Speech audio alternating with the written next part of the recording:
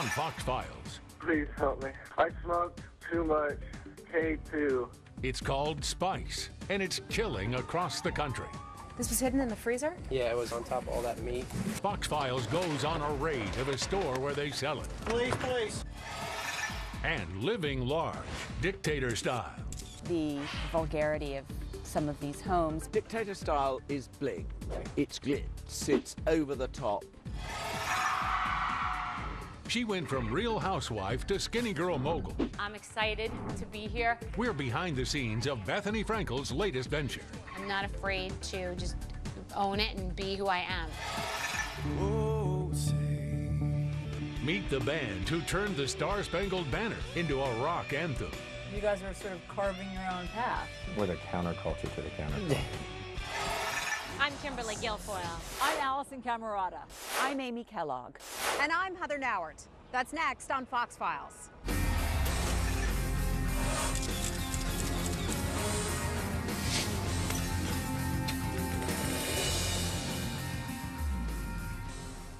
My son Nicholas was full of life, very energetic. He loved the outdoors. It was a typical Wednesday afternoon, September 2011, Colorado Springs, Colorado. 19-year-old Nicholas Colbert checked in with his mom, Stephanie, before heading out with friends. They were going to run over to the Quick Stop and get some smokes. And he said, "Love you, Mom, bye." And he left, and I went on to do some other errands that I needed to do, and I came home, and I thought he was sleeping. I tried to shake him awake, and he wasn't sleeping. He was gone. At 4:40 p.m., Nicholas Colbert was dead. What would surprise many parents and Stephanie Colbert was what killed her son was sold to him at a convenience store. This Quick Stop, which is not part of any franchise, is on South Chelton Road in Colorado Springs. He bought the drug for about $25. Nicholas had smoked synthetic marijuana, also known as Spice. His autopsy report says it all: synthetic cannabinoids toxicity, rapid heartbeat, and seizures. I'm so surprised at how many people have not heard of this. It boggles my mind. Mostly made in Asia, Spice is sold at convenience stores and even major gas stations. It's marketed under names like K2 and Mr. Smiley. Stephanie is now suing the convenience store for allegedly selling her son the drug that killed him. I was very naive, since it's being sold with, other convenience store items. I thought it was completely legal. David Woodruff is one of her attorneys. The coroner told her, here's what killed Nicholas. There were 2 chemicals in that stuff that are banned substances. Spice delivers a powerful and dangerous high, and that list of banned substances is growing at the federal and state level. Packaged to appeal to teens, Fox Files was shown the actual container of Mr. Smiley that killed Nicholas Colbert. The one that Nicholas had taken right before he died is packaged as bubblegum flavored. Some of the other flavors that Mr. Smiley comes in is mango potpourri and blueberry potpourri. Some of the packaging will say not for human consumption. Yeah. Legally, what does that qualifier mean? Nothing. Absolutely nothing. Florida State Attorney General Pam Bondi is at the forefront of the fight against synthetic marijuana. One of my favorites that they try is they stamp, "This is not illegal," on the back of it as well. You can't stamp that on cocaine and make it legal. That's just a ploy to try to get teens to purchase it. They call it synthetic marijuana, but there's no pot in this, right? No. Harmless herbs like tea leaves are often used in drugs like Spice, but what's sprayed on them is what can kill you. Some of the toxic chemicals are found in paint thinner, nail polish remover, and insecticides.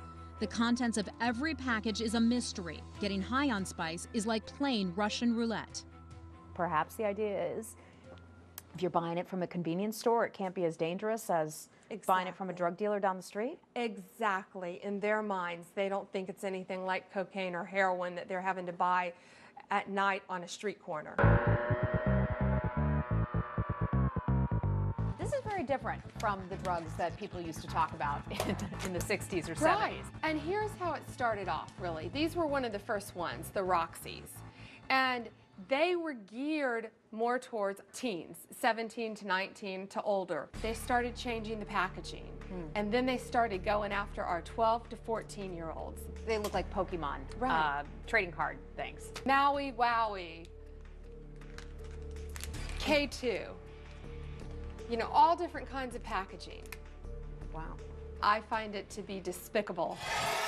The high or the buzz from spice wasn't like marijuana. It was more like crack or methamphetamine.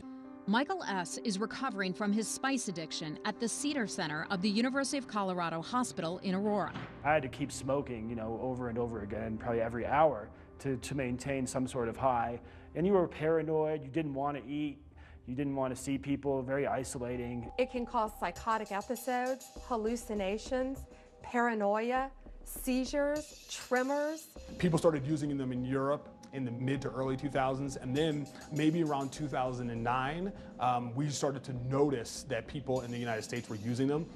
Dr. Chris Hoyt is an emergency room physician and toxicologist at the University of Colorado Hospital. In the summer of 2013, Colorado had an epidemic of spice casualties, with 3 deaths and 260 people rushed to emergency rooms.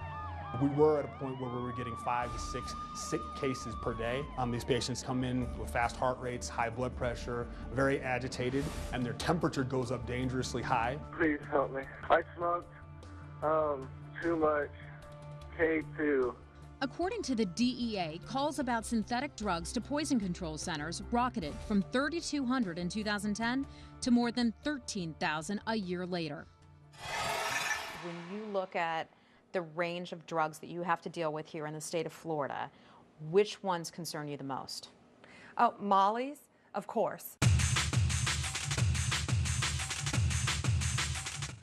Other synthetics include Molly and ecstasy, both nicknames for MDMA, an illegal stimulant that's popular at raves and electronic dance music festivals.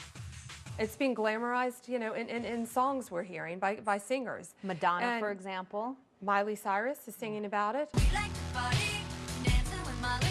Pop singer Miley Cyrus recently told Rolling Stone magazine that Molly was a, quote, happy drug. That's a shame, because our teens, our kids look up to people like that, and people are dying from it, and it is extremely toxic.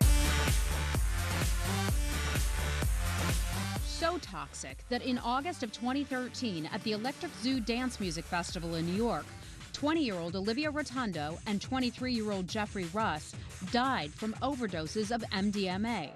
Rotundo reportedly told an EMT that she had taken 6 hits of Molly.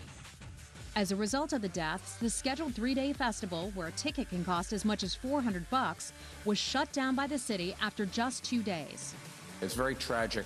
The bottom line is what you see here is people doing drugs that shouldn't be doing drugs, and you see the fatal consequences. And when people want to go down that slippery slope and say, oh, it's just fun, it isn't just fun. There are 2 families that are not going to have their children come home. Coming up, Fox Files goes on a spice raid. Police,